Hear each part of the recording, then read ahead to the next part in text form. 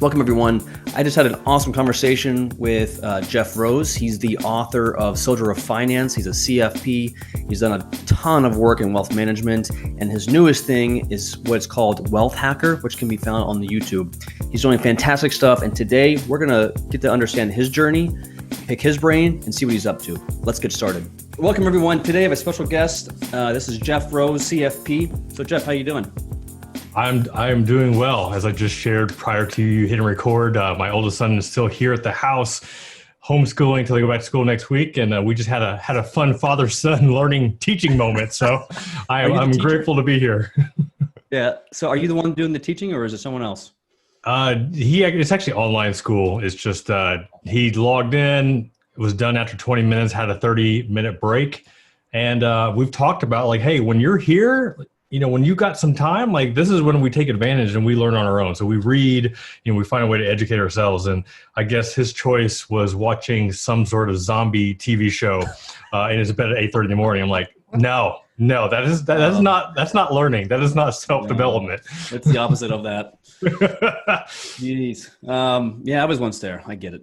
I get it too. Cool. So what are you up to? I mean, what's going on? You have your book. What else is going on? Yeah, I mean, it's funny because so here we are. So for those that don't know much about like my background, I was a CEO of my own wealth management firm. I was a financial planner for 16 years, sold that business 2 years ago. While I was running that business, I also had my website, goodfinancialsense.com, which was my personal finance, financial planning blog. And that really is the main business. Most people don't realize that until they kind of get to know what I'm working on. But then a couple of years ago, I dabbled more into YouTube some more, created a new brand called Wealth Hacker, and that's what the YouTube channel is all about. And essentially is just trying to teach people accelerated wealth building. And because you probably heard this term before, like, who is your avatar? Who is your audience? Who are you speaking to? And for me, I am 43 years old. Gosh, it feels... Let me just take a breath on that for a minute. But nonetheless, like my heart really goes out to the 20-year-old version of me who just read Rich Dad, Poor Dad by Robert Kiyosaki, that was excited about the potential and the possibility of building wealth. This is from someone who both my parents divorced when I was young. Both of them filed bankruptcy twice, independent of each other. So I mean, that was the financial lessons taught down to me.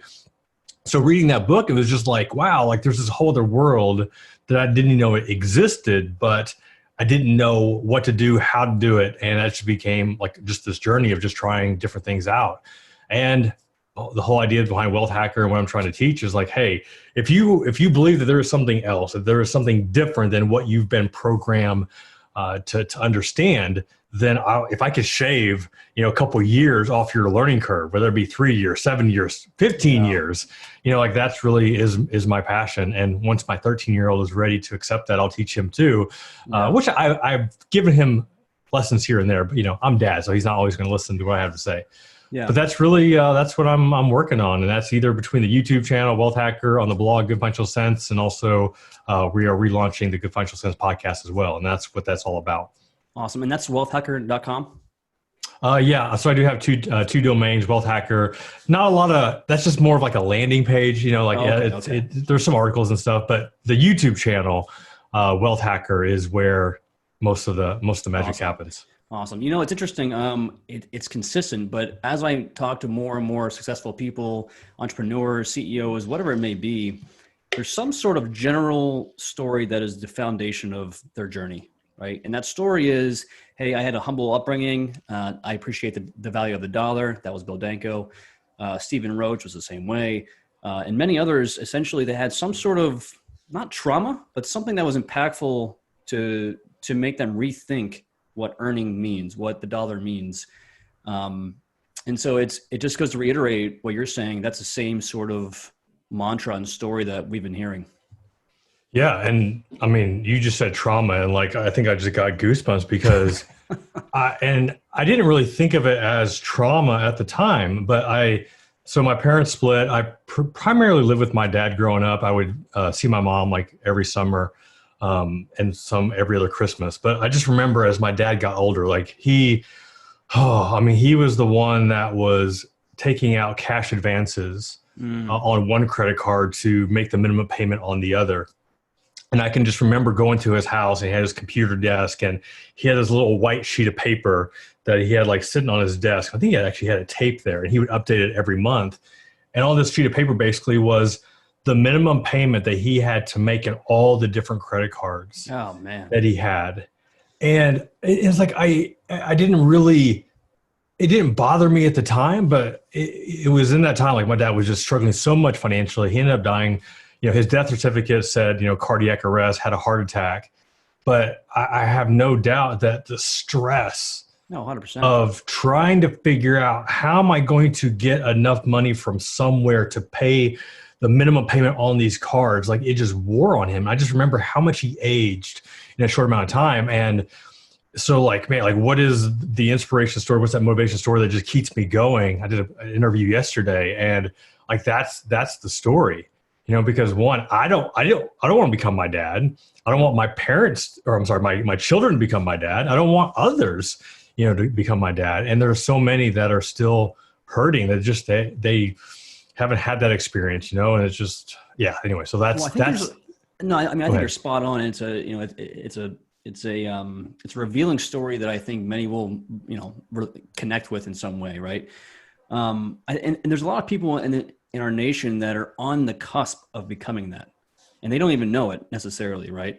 It's going to take one event, it's going to take that engine breakdown. It's going to take a layoff to put them in that scenario where they're also keeping tabs of their debts. And it's interesting too, because you form a survivor mindset. And this is a good segue probably into your book, Soldier of Finance, and some of the lessons that you learned while in the military and how you brought those over to finance. So with that, are there some lessons that might relate to this that are in your book that we could, talk about? Yeah, I think one that's really pertinent to what's going on today, with everybody holding their breath for another stimulus check to come, unemployment, that was extended, but like reduced by 50%, and just people are hurting right now. But yet we still live in this just society where like we still want what we want, and I can remember, this is so long ago, probably the first 5 years of me being an advisor, I was the broker of the day. So any walk-ins, any call-ins, I got those and got a few decent clients out of it, but then I also got a lot of fun phone calls. And I remember one in particular, and it was this guy, and he was just like, man, I just can't figure it out. Like, I just can't get ahead. I'm just, I make good money, I'm single, but for whatever reason, like I just can't get ahead. And I'm like, well, what are you paying on? And he's like, well, I got my truck payment, I got my boat payment, I got my motorcycle payment, and there may have been something else. Toys, yeah. I'm like, whoa, okay. Why do you think you can't get ahead?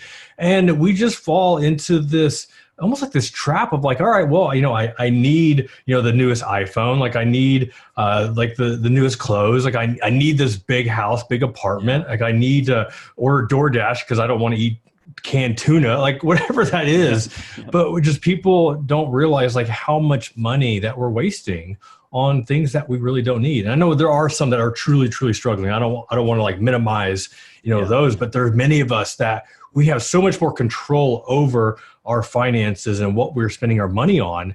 And when I think back, with the book Soldier of Finance, going back to basic training, like if you truly want to get ahead, like you have to have a basic training budget, meaning that like when I was in basic training, I had 4 uniforms. Had a wall locker, had a bed, had two pair of boots and 1 pair of running shoes, a toothbrush, a towel, and like some shaving cream and a razor. And like, that was it. And I got 3 meals a day, and like I made it work with what I had. I didn't need all this other fancy stuff. I didn't have Netflix. I didn't have Disney Plus. I didn't have, Amazon Prime, which gosh, I couldn't live without Amazon Prime right now. So let's go ahead and remove that one off the table. Spotify and Prime. Yeah. But like if you truly are struggling, I see so many people are like pointing fingers at the government, pointing fingers everywhere else. It's like, man, start pointing the finger at you and look at yourself and like, okay, what can I do And it might be drastic, but like right now, like we're in drastic times, especially if you are struggling to get ahead. Yep. I mean, you're spot on. And again, this is a common theme that we hear. We had a talk with Yale University, Stephen Roach last week about the consumption economy and how it's growing. Savings rates are coming down. That's a real risk. And it is because we're surrounded by these, marketing ads everywhere that you see. There's a new marketing ad, impulse buys. You go through Walmart, they have a formula that relates to the revenue based on the amount of time that you're in the store, naturally, because there's so many traps. I mean, think about, IKEA. IKEA is a classic. Have you noticed the store is a maze? You can't exit the store unless you go through the entire store.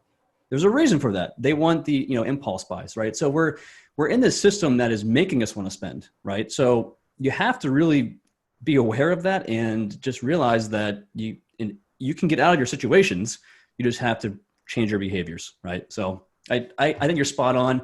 I bet if most Americans would just take a second to analyze where they're spending their money, they probably have a boat or two. They probably have some sort of toy or something unnecessary that they're spending on. So I'm with you 100%. Yeah. And I look at actually there another site owner, personal finance blog owner that I know, and this guy is making a lot of money from his site. He lives in Southern California. He's got multiple kids, and so you think, okay, he's probably driving, a BMW, Range Rover, a Tesla, whatever. No, like his wife, they sold both their cars, and if they need to go anywhere, like they just do Uber or Lyft. Yeah. Yeah. It's like, so here you got somebody who has the means to be able to afford the nicest car.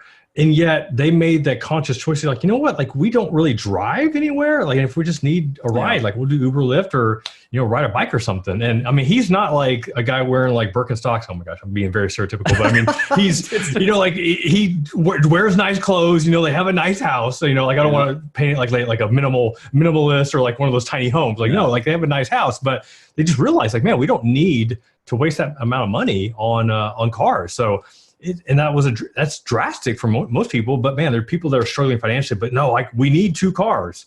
Yep. Like, do you? Like, could you make it work if you had to, if you needed to? Yeah. Especially with today, with the digital era that we're going through, right? I mean, I'm looking right at it. I have this really old, I love it, beat up truck, small little tiny truck. My dad calls it the city truck. But it's fantastic. And I love going up to places, it might be like a nice, cigar club or something that's very fancy. Everyone's got all their, Aston Martins, and I pull them up in this truck. I love the contrast. It's just like, yep, there you go. So to your point, you have to check what you're spending on and ask yourself, do I really need this? So this market right now is crazy. And I just put out a posting, I guess it was Tuesday, on generally the PE ratio over history and where we're at today, just a simple valuation metric, right? And if you look at where we're at on simple just valuations relative to what people are paying for them, we're arguably at the second or third highest point in time since 1870. Stocks are to some degree very pricey. So when you have a client that comes to you and say, hey, Jeff, what do I do with my money? This is interesting times. And obviously this is case by case, so don't take this for everyone's portfolio out there, but what are you telling your clients to consider? Well, so let me just say this. This is one of those times I am grateful that I am no longer a practicing financial planner. I am grateful that I sold my business. That being said, I still have several people coming to me like, man, where do I need to invest my money? Do I need to buy some more Tesla? Do I need some Facebook? This is definitely, I mean, I started my career back in 2001. This is right during 9/11 when we had that initial bear market. Then we had the 2008 financial, crisis, the Great Recession, and then we have what's going on today. I can't even wrap my head around this market right now. Like, I cannot wrap my head around I love Tesla. Like, I don't drive a Tesla. If I didn't have 4 kids, I would own a Tesla right now. But I can't fathom how it's worth what it is right now. Like, I get it. Like, I just saw something where he was some sort of AI technology, like connecting to your brain. Elon Musk announced this, nothing to do with the Tesla, but I know like he's a smart dude, and like it's crazy what Tesla will be doing 5-10 years from now.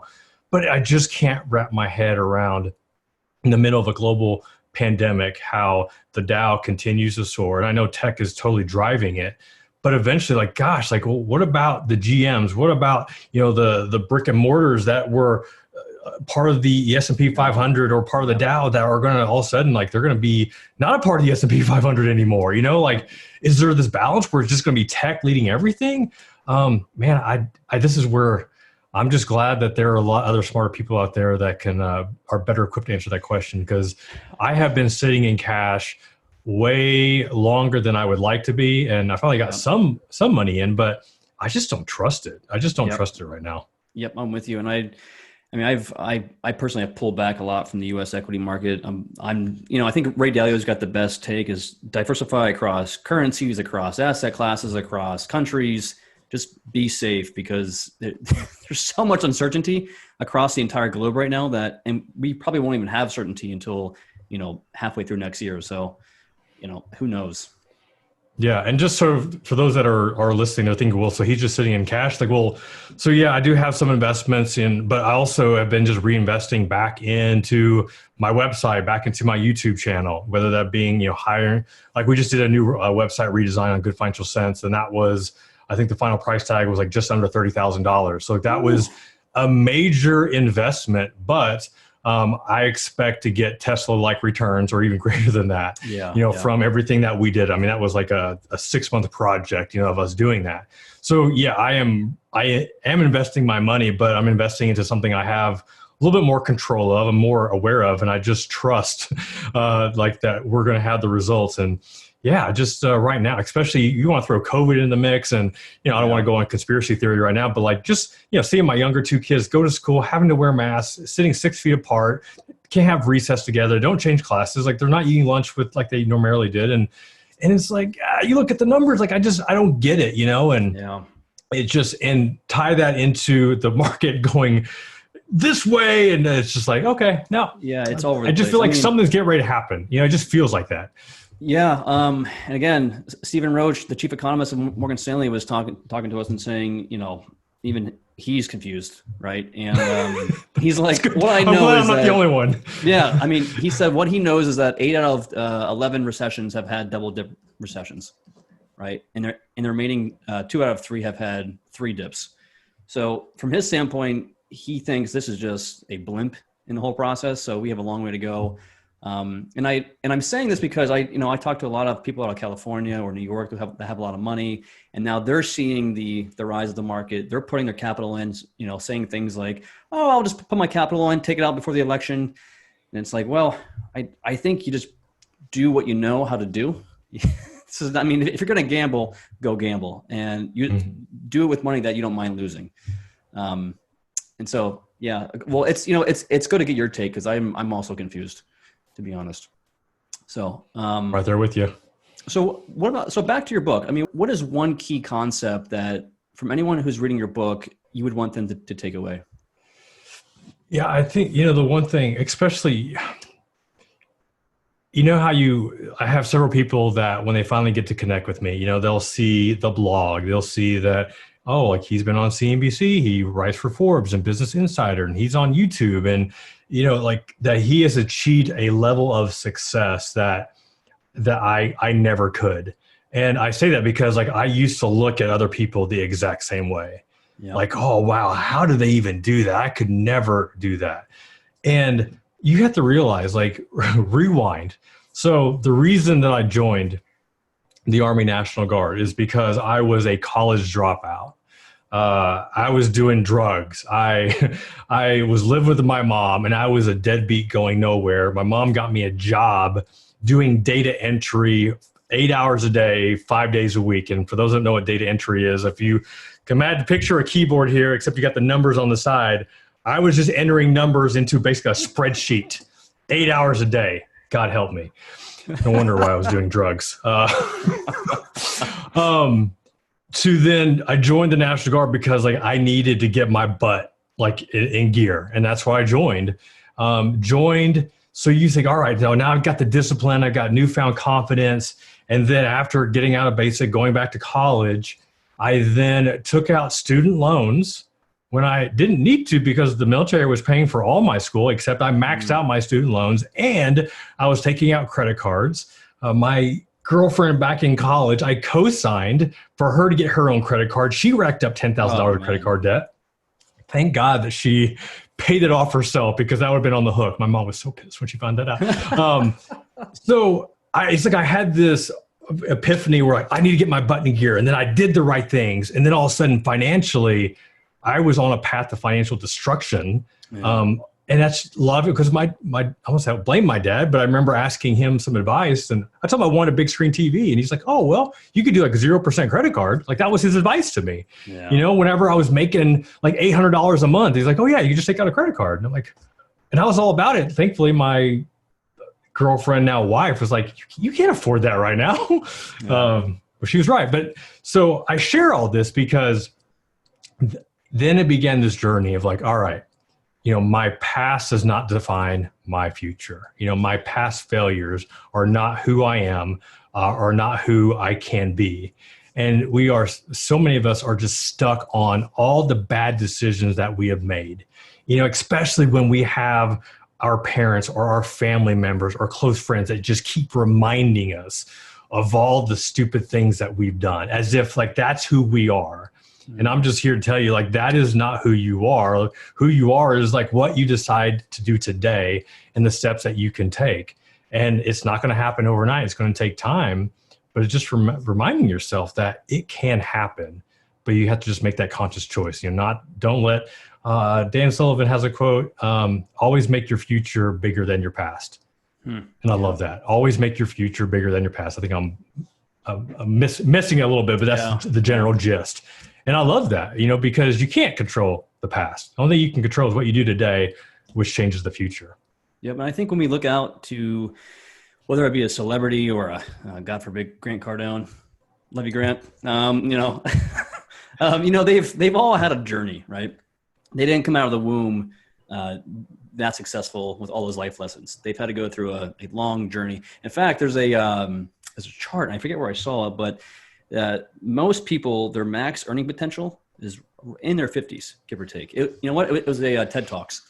And my point is, if you think about starting your career in your 20s, 30 to 35 years later, you hit your maximum potential, right? It just goes to show that everyone that you see that is successful out there is either still on the journey or has had a journey. And to your point, Jeff, if they're thinking about all the regrets, their mistakes, and they're not thinking about the future, they won't ever get to that point. So I want to reiterate that I think that's a fantastic takeaway. Hey man, thanks for letting me share that. Yeah, cool. And so let's close up here. Where can people find you one last time? And any other books besides the Soldier of Finance? Yeah, so the main blog is goodfinancialsense.com, CENTS. You can also find me on YouTube, either search Jeff Rose or Wealth Hacker. You can also find me on iTunes for Wealth Hacker TV, the Good Financial Sense podcast. And the book, Soldier of Finance, is on Amazon and you probably won't be going to Barnes & Noble anytime soon, but online it is on Amazon. You can find it. And no other books at the moment. Do have another book idea in the works, but as long as I got a middle schooler at home, like ain't no book getting written right now. Yeah, that's awesome. And for everyone out there, if you go to our podcast, you'll see all these links in there, as well as a YouTube video. So if you want to buy the book or access his activities, go there to find it. So Jeff, thanks for the time. Hey man, thanks for having me on.